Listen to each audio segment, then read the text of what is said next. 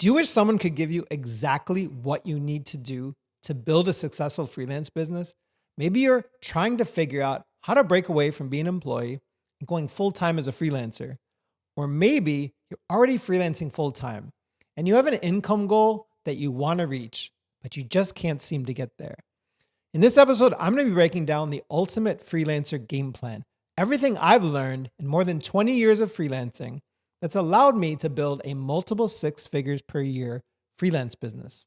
You know, there's a saying, if you fail to plan, plan to fail. In other words, without having a plan, the likelihood of your being successful is pretty much zero.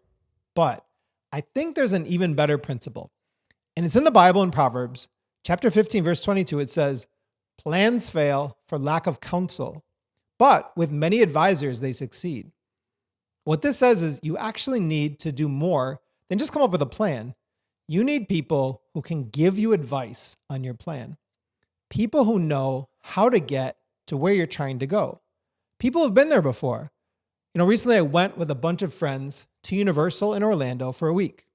I'd never been there before, but one of the women had been to Universal several times before, and she gave us a ton of advice. What time of year was the best time to go? Where was the best place to stay when we got there? When was the best time to get to the park? Which places in the park had the best food? Which rides to go on first thing in the morning? And a ton of other details that none of us would have even thought of. Also, one of the guys who was going on the trip used to work for Enterprise Rent-A-Car. He helped us navigate getting the best deal on rental cars. It turned out to be an amazing trip. We had so much fun. But if I'm being honest, during the planning meetings, there were times I thought, this is really overkill. Too much planning, too many details. I didn't realize until I got there how important every bit of advice was. Everything went so smoothly. And looking back, I know the reason. It was because there were people with experience who gave us advice that allowed us to have a great plan. You know, when I started as a freelancer more than 20 years ago, I had no plan. I was working a full-time job at the time. And I started a side hustle by building a website for a local retail shop that I worked at during school. They were paying me to maintain the website. And it actually started helping to promote their business. They began to sell more. So they decided they wanted to go all in on the website. They offered me a full-time job to build out their site into an e-commerce site and help them grow their online business. And things went pretty well. They started growing an online customer base in addition to their local customers. Now, after about a year, they told me they couldn't afford to keep paying me full-time. So I had to decide whether I was going to try to jump full-time into freelancing or just go find another job. Well, I decided to take the leap.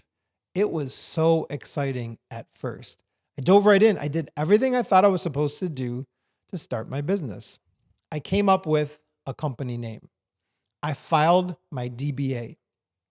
I created my logo. I built my website, printed out my business cards. I set up a business banking account. I even started attending some networking events. But none of that resulted in any business. I remember sitting there in my office, staring at my website that I had just launched and realizing that I had no client work to do.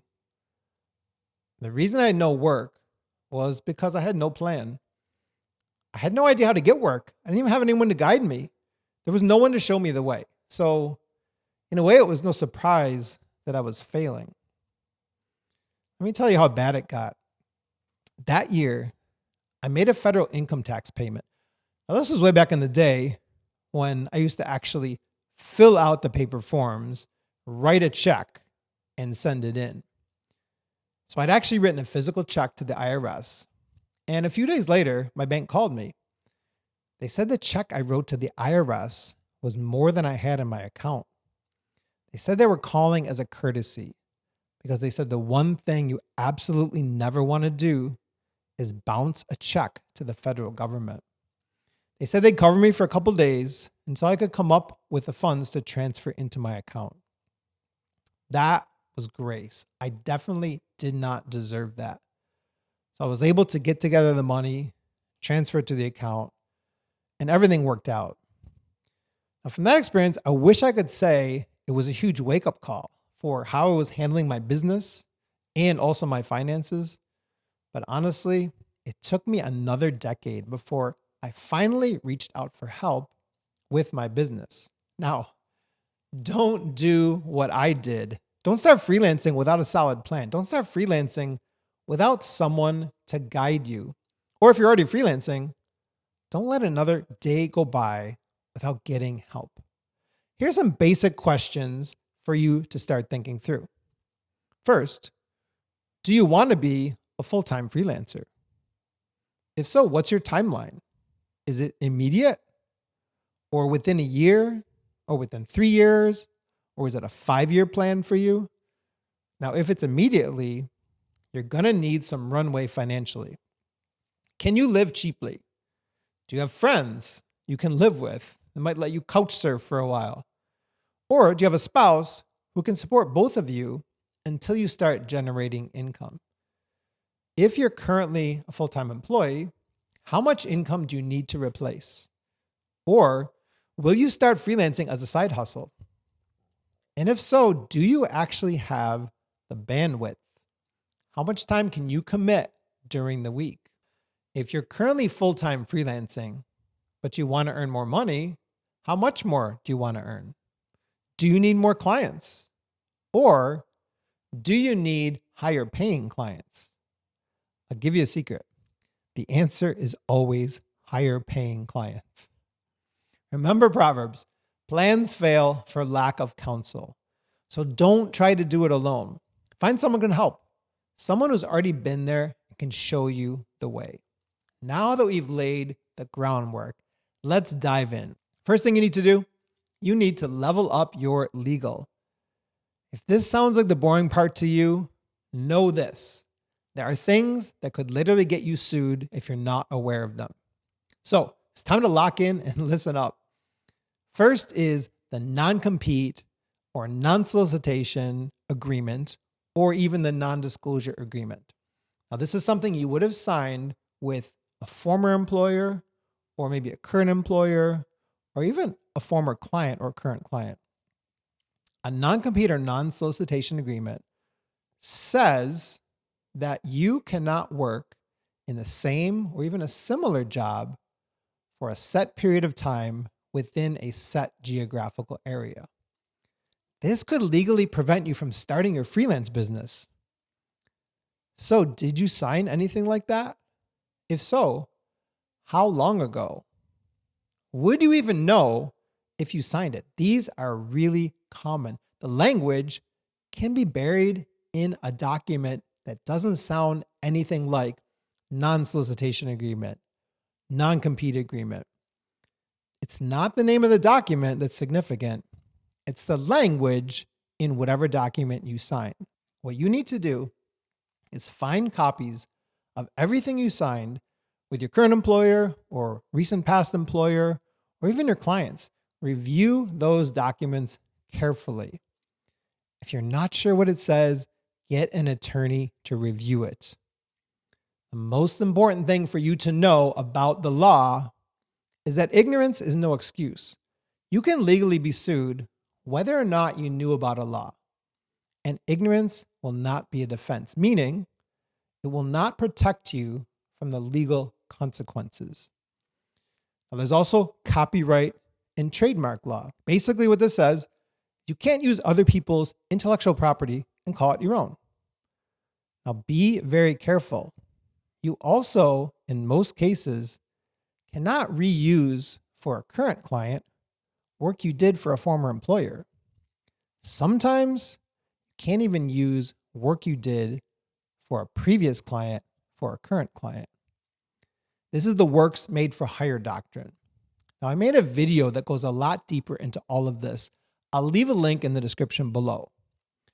Whatever you do, don't put yourself in a position where you could get sued and lose your business and lose your livelihood. Now, another thing you need to be aware of legally is the business entity. I would recommend, at a very minimum, get a DBA. This is a doing business as certificate, also sometimes known as an assumed name certificate. This allows you to hold yourself out as something other than just your name. If you don't have a DBA, you can only do business under your name, your first and last name. If you get a DBA, you can choose a business name that is meaningful, maybe something that will stand out, or depending on what you choose, could even help people to recognize what you do for work. Now, the next level beyond the DBA would be to file for an LLC. This establishes an actual business entity. What does that mean? That means it's legally something different than you, the person. In other words, it provides a separation between you and your business. And this gives you a certain amount of legal protection. Now, as long as you do things correctly and follow some important rules, you'll be protected legally in the case of you being sued. Again, for a deeper dive, you can click the link in the description below. Next level beyond that would be an S corporation. This is really just a tax election. Whether you have a C corporation or an LLC, you just elect to be taxed differently. It actually provides some tax advantages once you hit a certain income threshold. However, it also adds expenses and adds a level of complication to your business. So you'd only do this if it really makes sense financially. Another thing you should be concerned about from a legal standpoint is having a contract. Having a contract that you will use when you do business with clients is worth investing in. Think of it this way: if freelancing is your livelihood, you should protect your livelihood. Now, you can find some examples of contracts online. You could even ask ChatGPT to give you a basic version. But, and this is a huge but, do not use any of those as is. Make sure you have an attorney in your area review it before you use it in your business.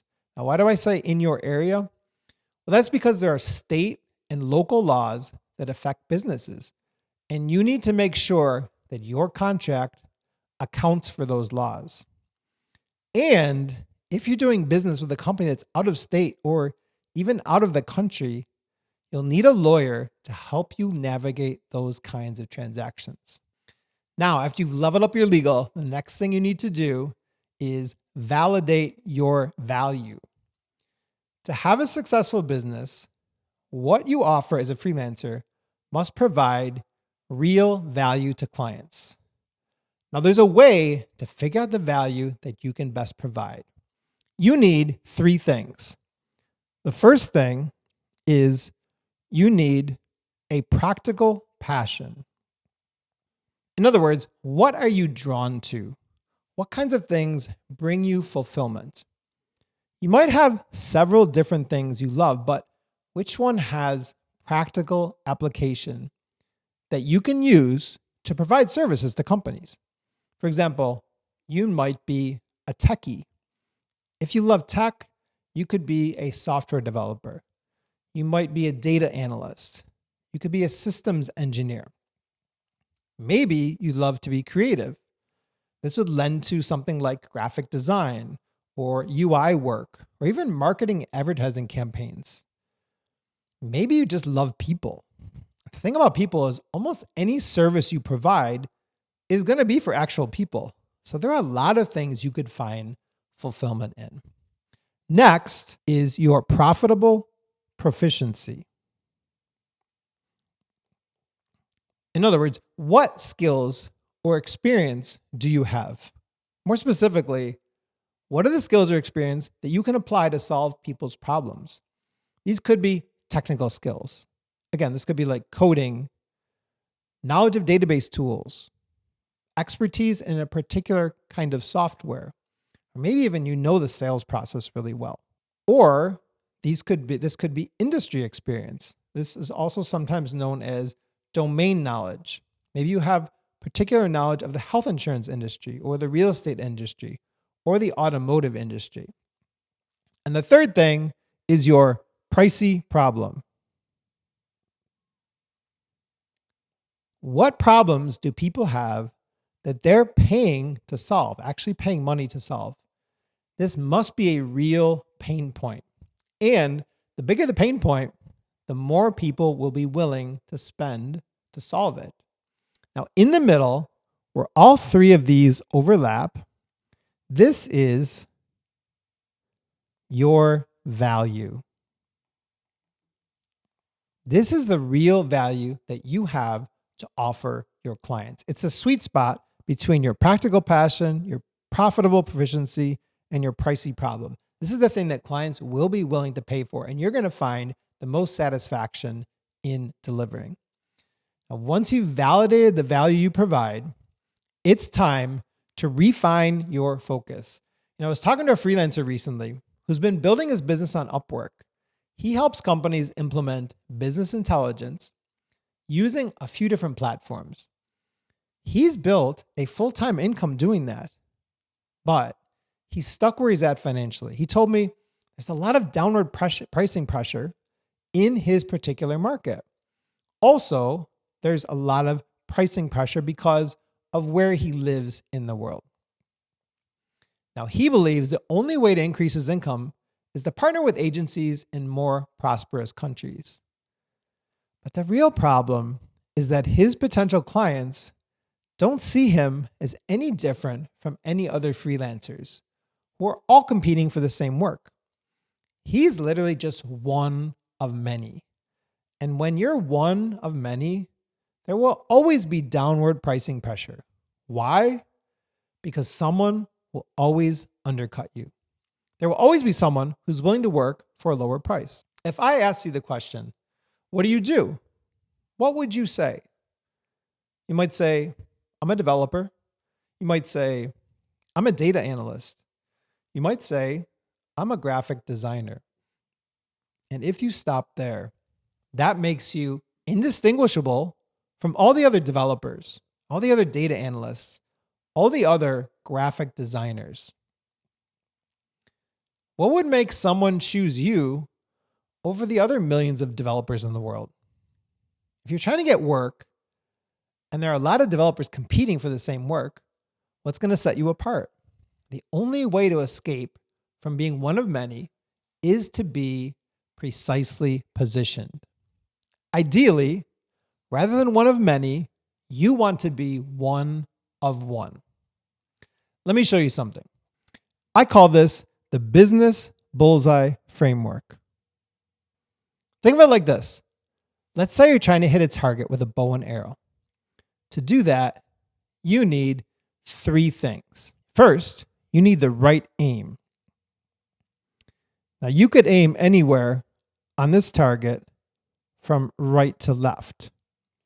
All these different places you could aim. But you need to aim in one particular spot right down the middle in order to hit the bullseye. This is your market. This is whom you serve. The next thing you need, I'm going to draw another bullseye over here. And this is you over here, holding your bow and arrow. You also need the right trajectory to hit the target. You might take this trajectory, or you might take a different trajectory.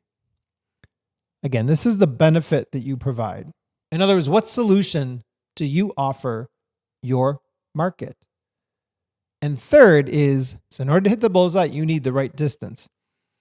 If you took this arrow that has a higher trajectory and you didn't pull back the bow far enough to achieve the right distance, that arrow would fall short. So you need the right distance. And think of this as your approach. In other words, how do you deliver what you do? What is a process? What is your process to get someone from here all the way over to here? If you're missing any one of these three things, you're not going to hit your target. But when you have all three, you can hit the bullseye. And here's how it works. I help market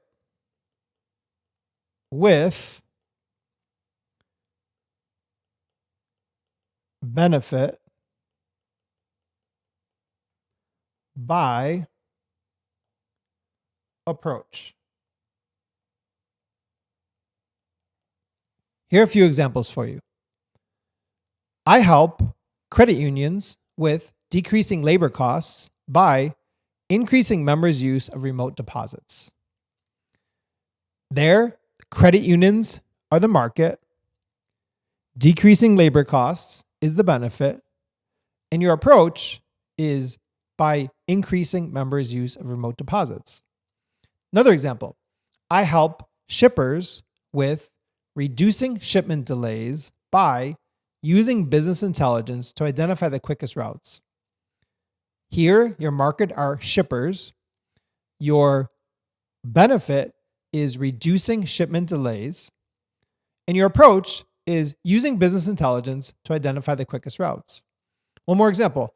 I help real estate agents with getting more leads by telling them exactly what to say on social media. Here your market is real estate agents.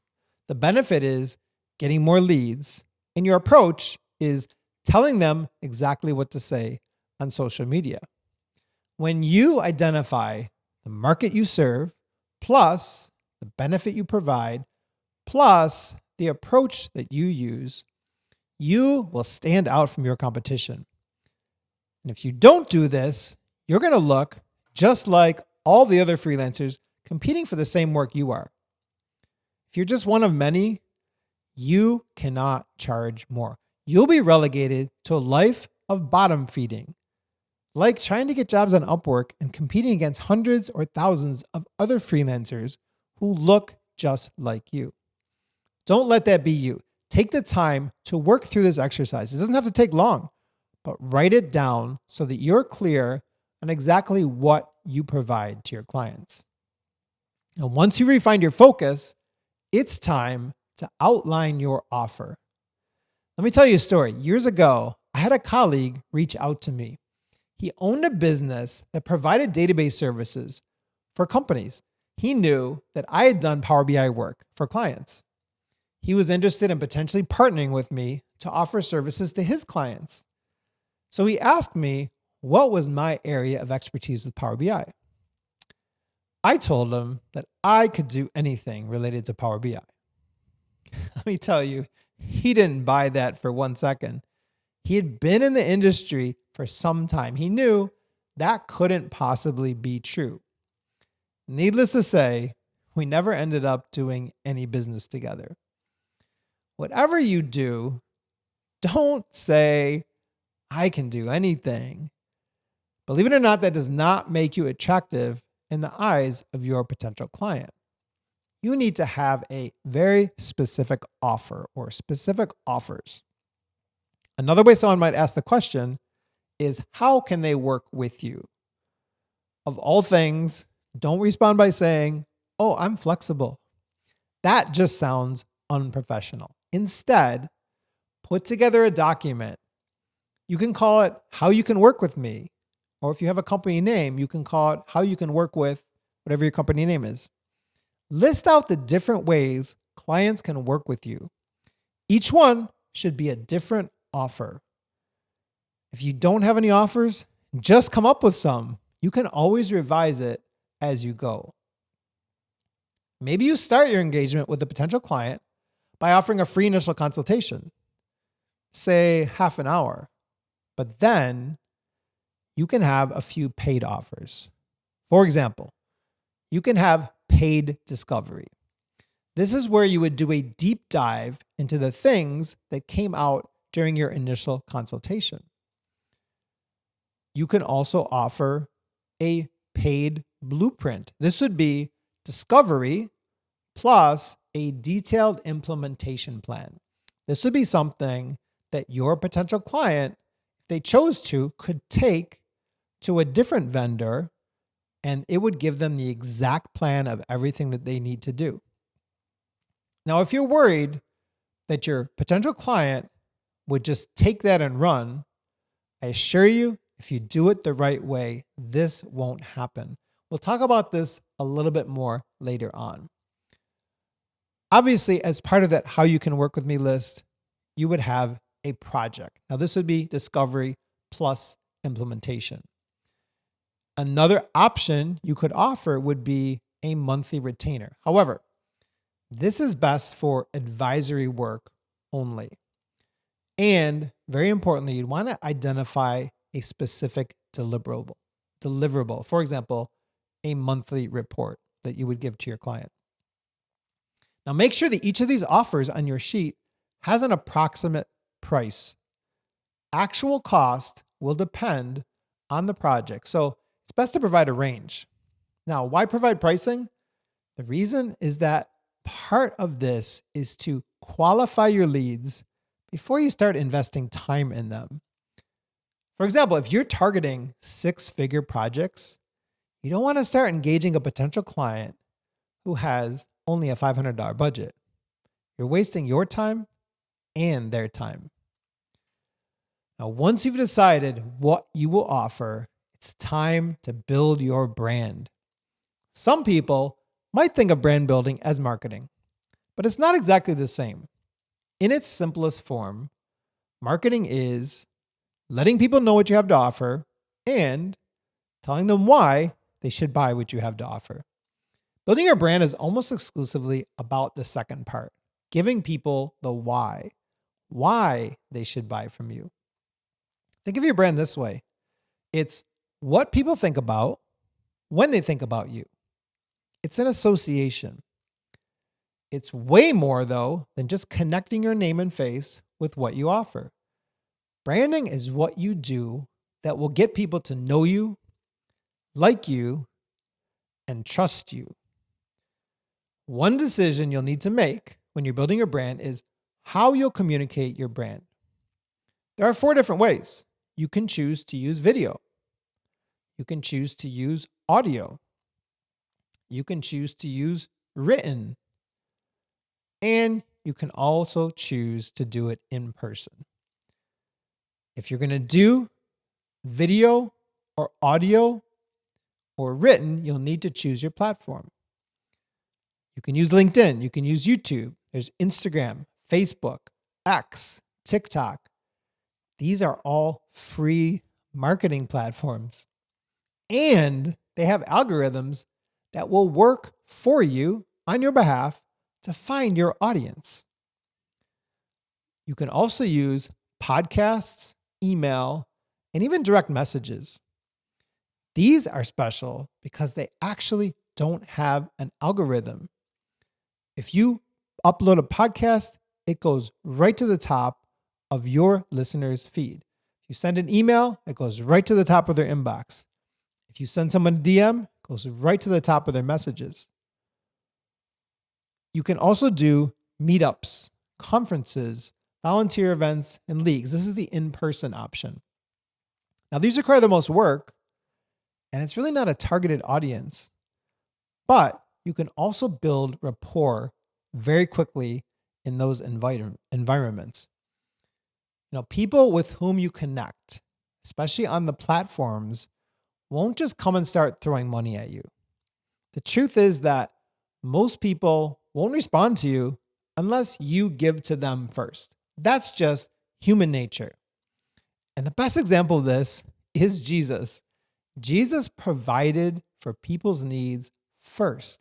He gave generously before he expected people to respond to him.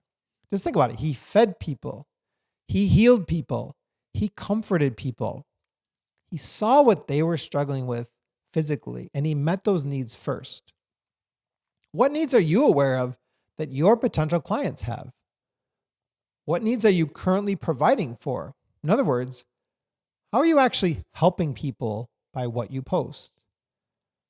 You should spend time every day thinking about this. Obsess over your potential clients' problems. That will allow you to consistently provide value in what you post. Now, at first, you might not get a ton of response, but if nothing else comes of that, it at least sharpens your presentation skills. It also improves your communication. Remember, every one of those brand building platforms is free, and brand building happens over time. Now, equally important to building a brand, you need to sell your services. A lot of freelancers can struggle with the sales part of running a freelance business. We want clients to give us money to do work for them, but we don't want to sell. That makes us feel icky. Think of the selling process as building a relationship. When you have a friendship with someone, your friendship isn't established just based on what they can do. When you first started that friendship, think about it. You had a conversation. That conversation led to other conversations. This began the getting to know you part.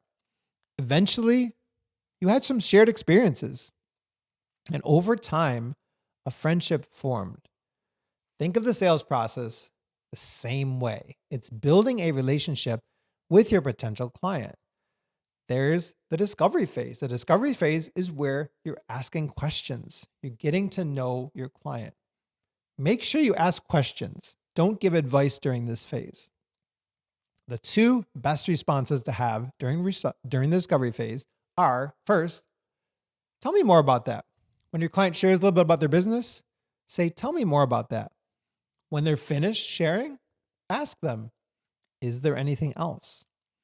If you bounce back and forth between those two questions, you will get to the bottom of what their true pain points are.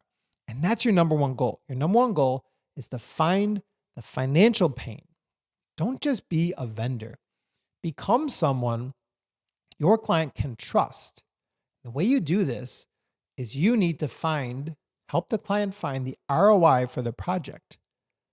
If there's no ROI, if they're not going to get a return, a positive ROI, a positive return on their investment, why would you do the project? Make sure that you are the guide, the trusted partner that helps them to see this. And if there's no ROI, don't do the project. After discovery, you're going to do the proposal. The proposal, you start with stating the problem. After you state the problem, you talk about the client's pain, the pain that their problem is causing their business. You can also talk about how much worse it can get if that pain continues. After that, you want to describe the perfect outcome. After putting your solution in place, what are the benefits that your client is going to gain from using your solution? Then you outline the solution. You provide the details on the solution. After that, you want to make sure you handle objections. This is so important. Why? Well, we as freelancers are not the most objective about ourselves. We may think we have the perfect solution, but our potential client may see risk. Remember this, when risk is high, people don't buy. Your job in handling objections is to mitigate the risk, to help your client to see how your solution takes that risk into account and has a way to overcome that so that it is the perfect solution for them. After you deal with the objections, you need to make your offer. These are the different tiers that you're going to offer, which I'll talk about in a minute, in your proposal. You don't want to ever give them just one option. You don't want to ever put yourself in a position where they either choose you or they choose your competition. And once you have your proposal written, you're going to deliver it in person. Now, this could be physically or it could be virtually, but it's important that you don't just send it to them. You deliver it in person. You could talk through it on a Zoom call with them. Why do you do this? Because again, this is about building the relationship with your client. Now, in terms of the options in your proposal, in terms of your pricing, you want to think through how this project is going to be a value-based project. This means you need to understand their business. You need to understand what will actually help your client achieve a positive ROI. Your pricing should be based on a projected ROI, with your goal being your ROI, the client's ROI, should be 5 to 10 times the project price. So if the client is going to benefit $100,000 in their business from the work that you do, you can easily price your project at somewhere between $10,000 and $20,000. If your project is going to deliver $1 million ROI for your client, you can easily price that project between $100,000 to $200,000. Now, in terms of pricing, you want to always offer 3 options. The first option I like to offer is close to their budget. And yes, this means you should know your client's budget.